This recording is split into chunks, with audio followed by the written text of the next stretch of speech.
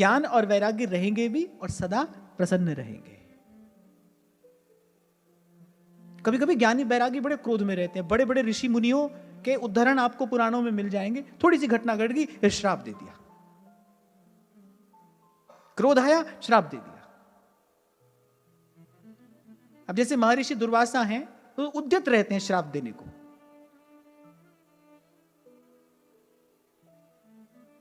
कहीं ना कहीं भीतर कुछ असहज है ना, क्रोध क्यों आता है? जिसका मन स्वस्थ है, शांत है, प्रसन्न है, उसको तो क्रोध नहीं आ सकता। यद्यपि मैं बड़ी क्षमा याचना पूर्वक की बात कह रहा हूं, विनम्रता पूर्वक कह रहा हूं कि ऋषि मुनियों के क्रोध से भी जीव का कल्याण ही होता है। पर मन स्वस्थ है, प्रसन्न है, फिर क्रोध नहीं आता है।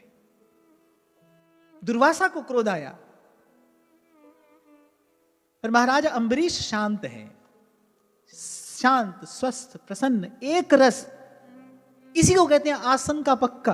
वो प्रभु के चरणों में जहां बैठे हैं ना, वो वहां से हिले नहीं, वहीं पर बैठे हैं वो। किसी भी बाहरी परिस्थिति ने उनके भीतर किसी प्रकार का कोई क्षोभ, कोई हलचल पैदा नहीं की, उसी आनंद में मग्न है। इसे मैं कह रहा था, ये सामर्थ्य है, इसको शक्ति कहना चाहिए। मनुष्य की शक्ति ये है, स्थिरता,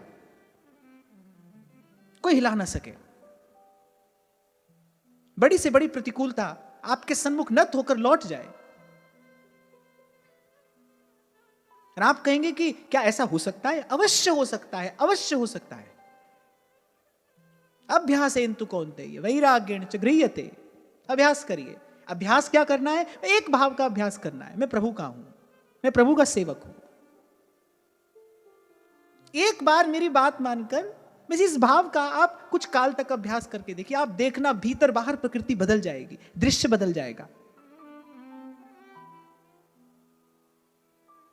कल्पना से अतीत शक्ति है इस एक भाव में कि मैं प्रभु का सेवक हूं। और ऐसी प्रभु करत दास पर प्रीति। और जिस दिन प्रभु की ओर से इस भाव की स्वीकृति हो जाती है, जिस दिन प्रभु भी स्वीकार कर लेते हैं, उसके बाद तो सीधा सीधा राजमार्ग है जिस पर सब भक्त चले हैं, आनंद में मग्न, हाथ में करताल लेकर, गोविंद राधे माधवा गोपाल राधे माधवा आप जपे और औरा नाम जपावे। मंदिर में नहीं बैठने दिया नामदेव जी को, पुजारियों ने मंदिर में नहीं बैठने दिया। बैठने क्या नहीं दिया? जूता और मारा। अच्छा, नामदेव जी की फेंट में जूता बंधा था, वो फेंट में जूता बंधा था, वो तो अपने भाव में मगन रहते थे। उनका देहाध्यास तो लगभग समाप्त हो चुका था। वो तो अपने भाव में मगन मंदिर में पहुंच गए। पंडे पुजारियों ने देखा, उसी जूते से उनको मार लगाई, मंदिर से बाहर निकाल दिया। नामदेव जी आसन से नहीं हिले। वो वस्तुतः मंदिर में जहां बैठते थे ना, वो उनका आसन नहीं था। भीतर जिस भाव में वो बैठे हैं अपने विट्ठल के चरणों में, वो उनका आसन है। वहां से नामदेव जी नहीं हिले। उन्होंने कहा, प्रभु आप वहां नहीं बैठने देंगे तो हम यहां लो, यहां पर आकर बैठ जाएंगे। मंदिर के पीछे जाकर बैठ गए। जू जू नामा हर गुण उचरे भगत जना को देहुरा। अच्छा, जैसे रोज मीठा खाते खाते कभी कभी मीठे से उपरती हो जाती है ना, नामदेव जी रोज गुण गा रहे हैं विट्ठल का, अपने पंढरीनाथ का। रोज एक से एक सुंदर भावों में नामदेव जी गुण गाते हैं। ठाकुर जी ने कहा, भाई बहुत दिन हुए मीठा खाते हुए, आज थोड़ा तीखा खाया जाए। अब ये तो भक्त और भगवान के बीच की बात है ना, संसार क्या जाने। ठाकुर जी ने कहा कि आज थोड़ा तीखा खाएंगे। तो नामदेव जी की थोड़ी ऐसी व्यवस्था करा के पीछे बैठाया। नामदेव जी ने उस दिन उल्हाना दिया। नामदेव जी ने कहा, आज कहां गया है भुजाओं का बल? तू ना विसार, तू ना विसार, तू ना विसारे रामैया। बोले प्रभु मेरा क्या दोष है? अगर हीन जाति में मेरा जन्म हुआ है तो मेरा क्या दोष है इसमें? नामदेव जी ने अपने मुख से कहा, हीनड़ी जात मेरी जादव राया, छीपे के जन्म काहे को आया। कहा, आज कहां गया है भुजाओं का बल? पंढरीनाथ का अगर आप में से किसी ने दर्शन किया ना, तो ऐसे खड़े हैं प्रभु। अरे आज कहां गया ये दोनों भुजाओं का बल? और फिर नामदेव जी ने कहा अगर मरने के पीछे मुझे मुक्ति मिलेगी तो फिर आपका क्या यश है?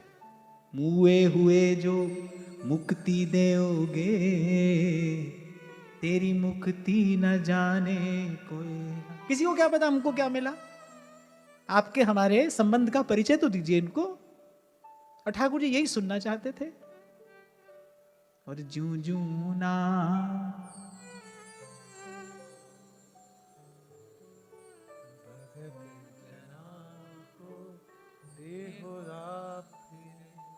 जू जू नामा हर गुण उचरे, भगत जना को देहुरा फिरे।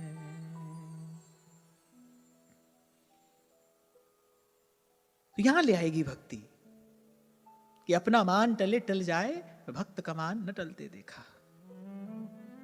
और कभी आपसे मैंने कहा था कि भक्त का कार्य प्रभु किसी से कराते नहीं, स्वयं करते हैं। ये जो नामा की छान छाई, द्वारिकाधीश ने स्वयं आकर ये कार्य किया। प्रेम के बस अर्जुन रथ हा क्यों भूल गए ठकुराई, हरे कृष्णा भूल गए राजसुयज्ञ युधिष्ठिर कीन्हा, तामे झूठ उठाई, हरे कृष्णा तामे झूठ उठाई, तामे झूठ उठाई। सबसे ऊंची प्रेम सदाई, सबसे ऊंची प्रेम सदाई। और मैं कहता हूं भाई, इस भारत भूमि पर जन्म लेकर कभी जीवन में कोई ऐसा अवसर नहीं आया, कभी प्रभु की ऐसी कृपा का जिसने जीवन में अनुभव नहीं किया, फिर रसखान करे सोई है गमार। वो मूर्ख जानना चाहिए उसको। तो सूत जी ने स्पष्ट कर दिया, भाई सब ओर से समेट लीजिए अपना मन, क्योंकि जो कथा आपको सुनाई जाएगी वो कथा साधन नहीं है, वो कथा सब साधनों की सिद्धि है।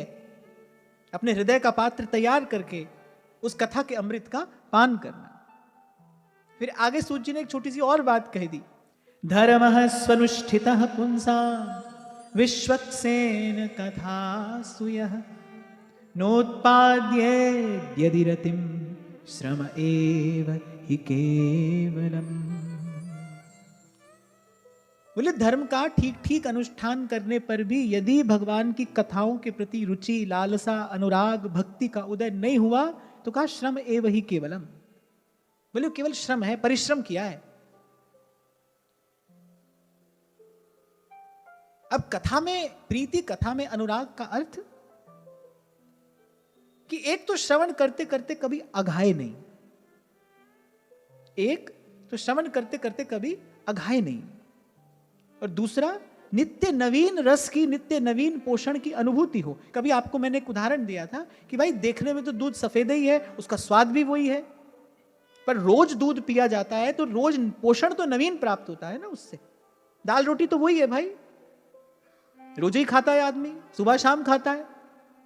अब है तो दाल रोटी, पर शरीर के निर्वाह के लिए जिस शक्ति की आवश्यकता है वो तो उसी से प्राप्त हो रही है ना, नित्य नित्य ग्रहण करना पड़ता है ना, तभी वो शक्ति मिलती है। ऐसे ही जो भाव देह है, जिससे भगवान का भजन किया जाएगा, जिससे भगवान के निकट जाया जाएगा, जिससे भगवान की सेवा की जाएगी, उस भाव देह का पोषण कहां से प्राप्त होगा? उसके लिए भी तो कोई आहार चाहिए ना, तो उसके लिए आहार है। पहली बात तो कथा कभी पुरानी ना लगे। कभी भी अगर किसी को ये लगे भाई ये तो हमने पहले भी सुना है, तो फिर रस विशेष तिन जाना ना। ये जो रस विशेष कहा है ना, इसका अर्थ क्या है? आपको जब काकभुसुंडी गरुड़ जी का संवाद जब हम चर्चा करें तभी मैंने एक संकेत किया था। रस विशेष अर्थात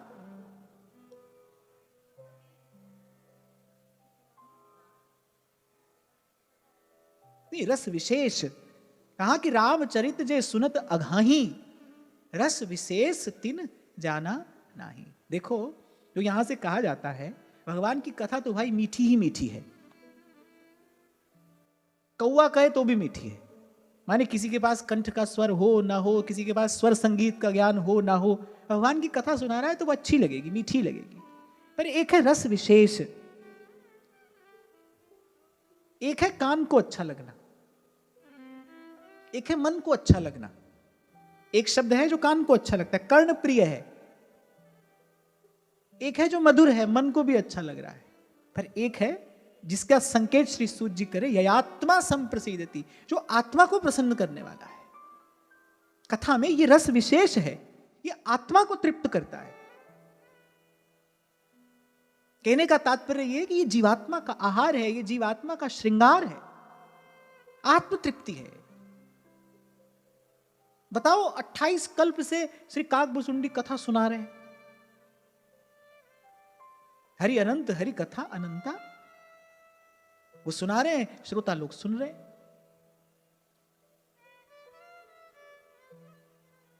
ये है रस विशेष की अनुभूति। कैसे होती है? जो श्रद्धा और विश्वास श्रवण के प्रति अपेक्षित है, उसका निवेदन करने से शनय शनय ये आत्म तृप्ति, ये आत्म तुष्टि, ये आत्म प्रसाद अवश्य प्राप्त होता है। तभी श्री सेवक जी ने कहा कि श्रोता सोई परम सुजान सुनत चित रति करे। सेवक जी कह रहे वही चतुर श्रोता है जो इस विशेष रस को प्राप्त कर ले कथा सुन के, अपना मनोरंजन करके उठ के नहीं चल दे। महाराज जी, जब पहली बार जब हिताश्रम में चर्चा हुई तो मुझे याद है श्री महाप्रभु जी का चरित्र हमने कहा था, हितोत्सव पर ही कथा हुई थी। अब बंबई के एक परिवार ने उस आयोजन में कुछ सहयोग किया था। अब उस परिवार के लोग भी आए थे। अब उस परिवार के 8-10 लोग, हमारे कान में बात पड़ गई, 8-10 लोग वो कह रहे कोई आनंद नहीं आया। अच्छा, तब हम प्रसाद भी नहीं बंटवाते थे। खैर, ये तो दूसरा कारण था, फिर कोई आनंद नहीं आया। अब मैं सुन रहा था यहीं पर, उनको पता नहीं, 8-10 लोग आपस में बैठे बात कर रहे हैं, लेकिन कोई आनंद नहीं आया। क्यों नहीं आया? फिर ना कुछ चाय पानी का इंतजाम है, ये भी नहीं है, और बोले कि कोई झांकी भी नहीं निकली कथा में। आजकल होता है ना, आप देखते होंगे, कोई झांकी भी नहीं निकली कथा में। और बोले कि वो अपनी भाषा में बात कर रहे थे, और मुझे महाराज है ना, ये भी आग का गोला है, ये और है साथ में। तो उनको तो लगा कि हमारा तो सब किया कराया व्यर्थ हो गया, सब किया कराया बेकार, किस लिए आए बंबई से यहां पर? ना कुछ चाय पानी हुआ, ना कुछ मान सम्मान हुआ हमारा, ना हमको आगे बैठने को मिला, ना कुछ देखने को मिला, किस लिए आए वहां से? तो इसके लिए भी आते हैं आने वाले, और ये परोसा भी जा रहा है, ये परोसा भी जा रहा है। मैं निसंकोच ये बात कह रहा हूं, व्यास पीठ की ओट में यही परोसा भी जा रहा है। श्रीमद् भागवत के प्रत्येक अध्याय के विश्राम में क्या लिखा है? इति श्रीमद् भागवते महापुराणे पारमहंस्याम संहितायाम। ये परमहंसों की संहिता है, ये जीवन मुक्त महापुरुषों की चर्चा का विषय है। कैसा स्मरण श्री सुखदेव जी का सूत जी ने किया? यम प्रव्रजन्तमनुपेतमपेत कृत्यम द्वैपायनो विरह कातर आजुहाव पुत्रेति तन्मयतया तरवोभिनेदुस्तं सर्वभूत हृदयं मुनिमानतो। कैसे जीवन मुक्त श्री सुखदेव जी हैं, सर्वभूताधिवास हो गए हैं वो। क्यों? क्योंकि ब्रह्म को जानने वाला ब्रह्म हो जाता है, ब्रह्मविद ब्रह्मैव भवति। उन सुखदेव जी ने कही है, गर्भ में ही जिनको भगवान का दर्शन हो गया है, जीव गर्भ में आता है कि संसार में आकर भगवत भजन करके भगवत दर्शन प्राप्त करे, वहां परीक्षित जी को गर्भ में ही भगवान का दर्शन हो गया है। ऐसे सिद्ध श्रोता हैं, ये उनकी चर्चा का विषय है। आगे आगे हम बढ़ेंगे तो हम देखेंगे कौन कह रहा है कथा, कौन सुन रहा है। अनादिकाल से सनकादिक इसी कथा का आश्रय लेकर भगवान के चरण कमलों के चंचरीक बने हुए हैं। ये वो कथा है, ये वो वार्ता है। तो आत्म प्रसाद जो है, चित्त शुद्धि जो है, वो हमारा लक्ष्य हो। इसीलिए सेवक जी ने कहा भाई सुजान वही है, सुजान माने जो चतुर हो। बोले श्रोता सोई परम सुजान, सुनत चित्त रति करे, वो आत्म प्रसाद प्राप्त करे।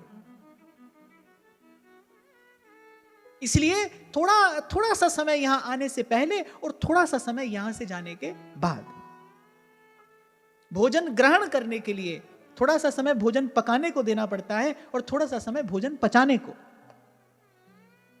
तो ऐसे थोड़ा सा समय यहां आने से पहले और थोड़ा सा समय यहां से जाने के बाद। यहां आने से पहले तो कृतज्ञता हो, धन्यवाद हो, अपने हृदय की भूमि को मक्खन के जैसा बना ले हम। सदा सदा के लिए तो राग द्वेष से मुक्त नहीं हो सकते, थोड़ी देर के लिए कि भाई अब इतने से समय के लिए प्रयास करेंगे, ना हम किसी के हैं ना कोई हमारा है, हम प्रभु के हैं, प्रभु हमारे हैं। इसी भाव से जाएंगे, इसी भाव से बैठेंगे, इसी भाव से सुनेंगे। और फिर यहां से सुनकर चले जाने के बाद क्षण दो क्षण का विचार कि क्या जो मैं श्रवण करके आया हूं, क्या उससे मेरी आत्मा प्रसन्न है या मैं आत्म प्रसाद की ओर बढ़ रहा हूं। इतना तो भाई ये जो अवसर, ये जो प्रसाद प्रभु हम दे रहे हैं, इतना तो इसके प्रति हमारा विनम्र कर्तव्य है। इट्स हम्बल ड्यूटी, हमारा विनम्र कर्तव्य है इसके प्रति। बात ये नहीं है मैं कह रहा हूं, बात ये है कि जो कहा जा रहा है ये उसकी महिमा है। आपको मुझे अवसर मिल रहा है। मैं आज भी दिन में महाराज जी से 2 मिनट बात कर रहा था तो मैं यही कह रहा था, हम तो कभी कल्पना भी नहीं कर सकते थे बाहर कहीं ऐसी चर्चा करने की। ऐसा वातावरण ही कभी उपलब्ध नहीं होता था, ऐसा अवसर कभी आया ही नहीं। जैसे सेवक जी कहते हैं ना, नाम प्रताप नाम फल लहो, नाम हमारी गति सदा। ऐसे ही हमको तो सत्संग का फल ये सत्संग मिला है। वो जो यहां वहां हमने प्रयास किया प्रभु की कृपा से, उसका फल ये सत्संग हमको मिला है। सत्संग का फल सत्संग मिल रहा है। हाँ, पहले सत्संग में प्रयास था, अब सत्संग में प्रभु का प्रसाद है।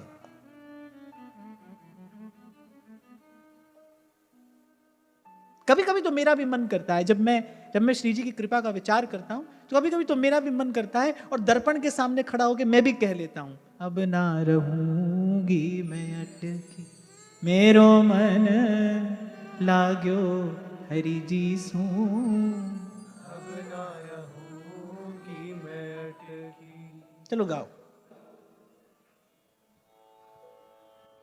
भाग खुल्या मारा साध संगत सो, सांवरिया के बट की। भाग खुला मारा साध संगत सो, सांवरिया के बट की। भाग खुला मारा साध संगत सो, सांवरिया के बट की। भाग खुला मारा साध संगत सो, सांवरिया के बट की। नित उठ हरि जीरा मंदिर जास्या, नित उठ हरि जीरा मंदिर जास्या, नित उठ हरि जीरा मंदिर जास्या, नित उठ हरि जीरा मंदिर जास्या। नाचा दे दे चुटकी मेरो मन लाग्यो हरि जी सू, अब ना रहूंगी मैं अटकी।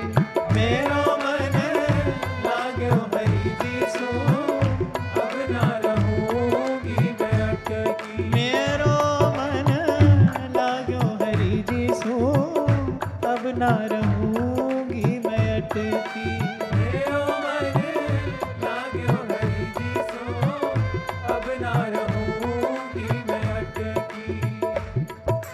चूड़ो तिलक दोबड़ो माला, सील वरत सिणगारा। चूड़ो तिलक दोबड़ो माला, सील वरत सिणगारा। और वरत रत मोह नहीं भावे, और वरत रत मोह नहीं भावे, और वरत रत मोह नहीं भावे, और वरत रत मोह नहीं भावे। ये गुरु ज्ञान हमारा मेरा मन लाग्यो हरि जी सू, अब ना रहूंगी मैं अटकी। मेरो मन लाग्यो हरि जी सू, अब ना रहूंगी मैं अटकी। मेरो मन लाग्यो हरि जी सू, अब ना रहूंगी मैं अटकी। मेरो मन लाग्यो हरि जी सू, अब ना रहूंगी मैं अटकी। गुरु मिल्या रैदास जी दीनी ज्ञान की गुटकी। गुरु मिला रैदास जी दीनी ज्ञान की गुटकी। गुरु मिल्या रैदास जी दीनी ज्ञान की गुटकी। गुरु मिला रैदास जी दीनी ज्ञान की गुटकी। मीरा के प्रभु गिरधर नागर, मीरा के प्रभु गिरधर नागर, मीरा के प्रभु गिरधर नागर, मीरा के प्रभु गिरधर नागर। जन्म मरण सो छुटकी मेरो मन लाग्यो हरि जी सो, अब ना रहूंगी मैं अटकी। मेरो मन लाग्यो हरि जी सो, अब ना रहूंगी मैं अटकी।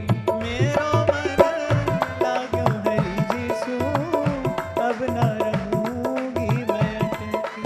मेरो मन लाग्यो हरि जी सो, अब ना रहूंगी मैं अटकी। इसी को कहते हैं आत्म प्रसाद। जो इस समय सत्संग की कृपा से आपका मेरा स्पर्श कर रहा है ना, यही आत्म प्रसाद है, यही आत्मा का प्रसन्न होना है, जिसको प्राप्त करके मीरा कहती है बिन करताल पखावज बाजे रोम रोम रणकार रे। जब रोम रोम नाचता है किसी एक अनिर्वचनीय सुख में, आनंद में भर कर। इसलिए मैंने बहुत संभल कर कहा, कभी कभी इच्छा होती है अब मेरी भी, और मैं कह भी लेता हूं, मीरा के प्रभु गिरधर नागर, मीरा के प्रभु गिरधर नागर, मीरा के प्रभु गिरधर नागर, मीरा के प्रभु गिरधर नागर। जन्म मरण सो छुटकी मेरो मन लाग्यो हरि जी सो, अब ना रहूंगी मैं अटकी। मेरो मन लाग्यो हरि जी सो, अब ना रहूंगी मैं अटकी। भाई कोई ऐसी अमूल्य वस्तु भी है, इसका पता तो इन संतों की वाणी नहीं दिया है ना, इन संतों ने ही तो सिखाया कि अरे प्रभु से मांगने की वस्तु तो ये है। मीरा के प्रभु गिरधर नागर, मीरा के प्रभु गिरधर नागर, मीरा के प्रभु गिरधर नागर। मीरा के प्रभु गिरधर नागर। तभी तो ध्रुवदास जी ने कहा, जो सुख दुख लगी रहे देह सो मिट जाई और लोक बढ़ाई। सूरदास जी कह रहे हैं, निपट निगोड़ो दास तिहारो, प्रभु अंत समय सुध लीजिए। प्रभु ये जीवन का सुख दुख ये तो आता जाता रहेगा, इसके लिए आप कुछ न करना, अंत समय सुध लेना, ताकि हम जन्म मरण से मुक्त हो जाए। मीरा के प्रभु, मीरा के प्रभु गिरधर नागर, मीरा के प्रभु गिरधर नागर, मीरा के प्रभु गिरधर नागर। जन्म मरण सो छुटकी मेरो मन लाग्यो हरि जी सो, अब ना रहूंगी मैं अटकी। मेरो मन लाग्यो हरि जी सो, अब ना रहूंगी मैं अटकी। क्योंकि जब आत्म प्रसाद की बात आई ना, तो मुझे लगा कि मैं आपको संकेत करूं क्या होता है आत्म प्रसाद, किसे कहा है रस विशेष। और आपको एक भीतर की बात और बता देता हूं, यहां तो व्यासपीठ की मर्यादा है ना, तो मुझे उसी मर्यादा का पालन करते हुए हर बात कहनी होती है। और आप अपने हो इसलिए आपसे कह रहा हूं कि घर में जब ये बात मैं कहता हूं तो नाच नाच के कूद कूद के कहता हूं। मीरा के प्रभु गिरधर नागर, मीरा के प्रभु गिरधर नागर, मीरा के प्रभु गिरधर नागर, मीरा के प्रभु गिरधर नागर। जन्म मरण सो छुटकी मन लाग्यो हरि जी सो, अब ना रहूंगी मैं अटकी। मेरो मन लाग्यो हरि जी सो, अब ना रहूंगी मैं अटकी। मेरो मन लाग्यो हरि जी सो, अब ना रहूंगी मैं अटकी। मेरो मन लाग्यो हरि जी सो, अब न रहूंगी मैं अटकी।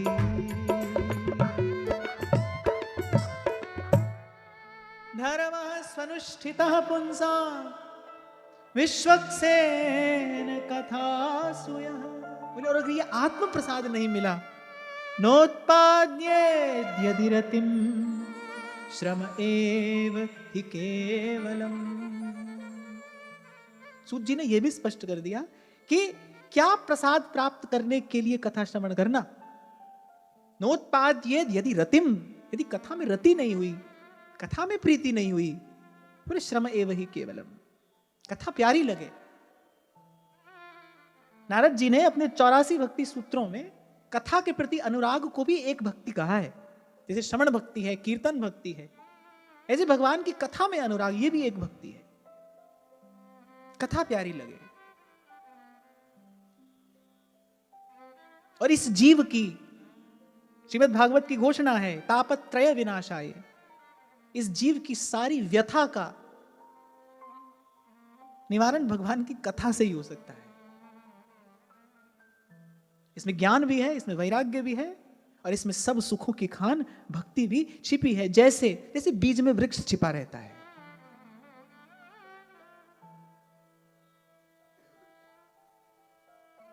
तो इसलिए थोड़ा थोड़ा सा यहां आने से पहले और थोड़ा यहां से जाने के बाद, ये कर्तव्य है हमारा, श्रवण के प्रति हमारा कर्तव्य है।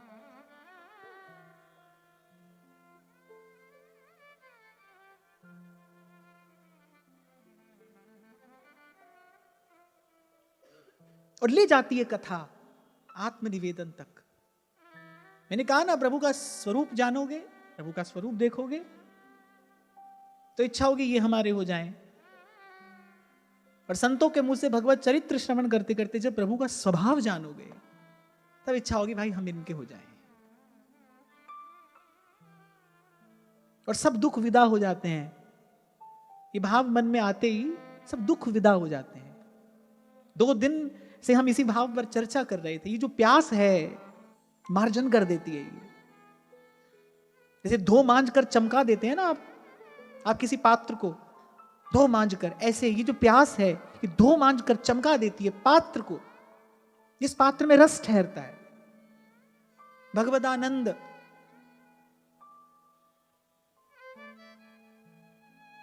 आप देखो, अभी हमने 4 पंक्तियां गाई, मीरा जी की गाई ये 4 पंक्तियां हैं।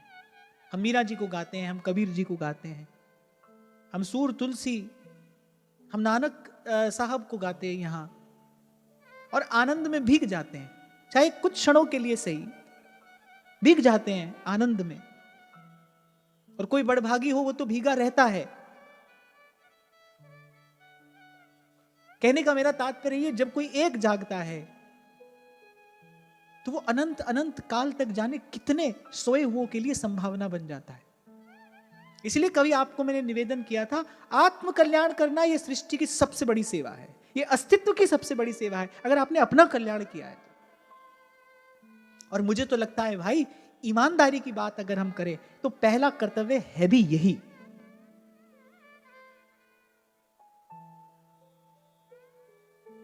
पहला कर्तव्य है भी यही।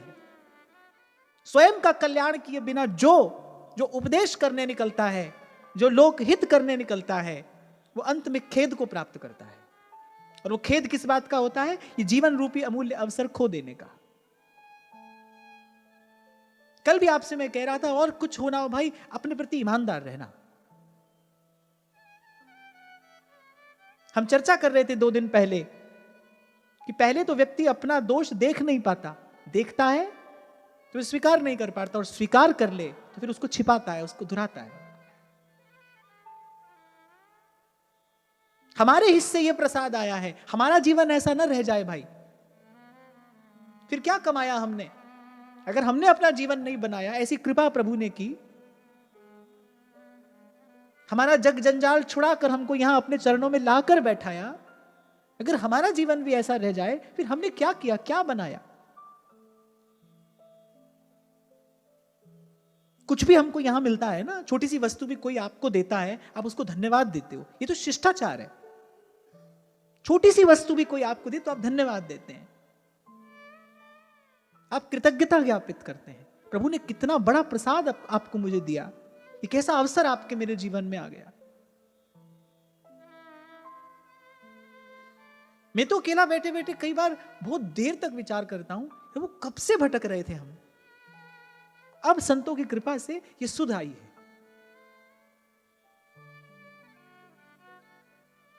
और मैं तो ये भी नहीं कहता कि हमारा कोई पुण्य है, ना ना ना, पुण्य से तो सुख भोग प्राप्त होता है।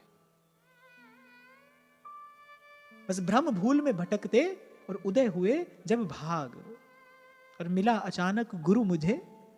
कितनी सुंदर बात संत कह रहे मिला अचानक। अचानक, एक क्षण पहले पता नहीं था, अचानक मिला, अचानक गुरु मुझे, और लगी लगन की लाग। कुमति कूप में पतन था और पकड़ निकाला हाथ। इसीलिए इसे अहेतु की कृपा कहा है संतों ने। पता नहीं किस जीव पर किस क्षण प्रभु की इस कृपा का अवतरण हो जाए, उसको संत मिल जाए,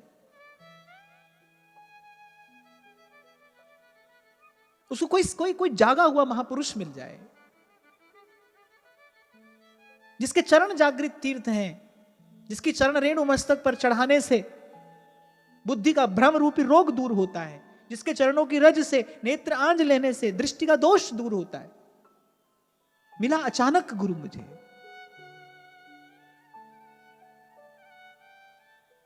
और ये जो अभी हम गा रहे थे ना, मीरा जी ने कहा कि भाई अब ना रहूंगी अटकी। जो अब शब्द कहा है ना, कि बार बार अटके, बार बार भटके, तो अब ना रहूंगी अटकी। जैसे गिरिराज जी वाले पंडित श्री गया प्रसाद जी महाराज कहते थे, बोले सोई बड़ो सूर। ऐसे मैंने अभी आपसे कहा ना, समर्थ कौन है? जिसको सुख दुख हिला ना सके वो समर्थ है। यही शक्ति की परिभाषा है। वही शक्तिशाली है जो सुख दुख के इस प्रबल प्रवाह के बीच में स्थिर खड़ा है।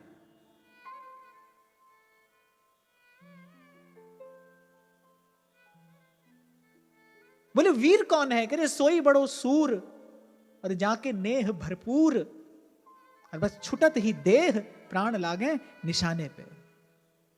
डरना, इस बात से डरना कि जन्म जन्म मुनि जतन कराही, अंतराम कहीं आवत नाही। अभी तो सूरदास जी ने कहा, बोले प्रभु जीवन तो हमारा निकल जाएगा, प्रारब्ध हम भोग लेंगे, सुख दुख आते जाते रहेंगे, अंत समय सुध लेना प्रभु।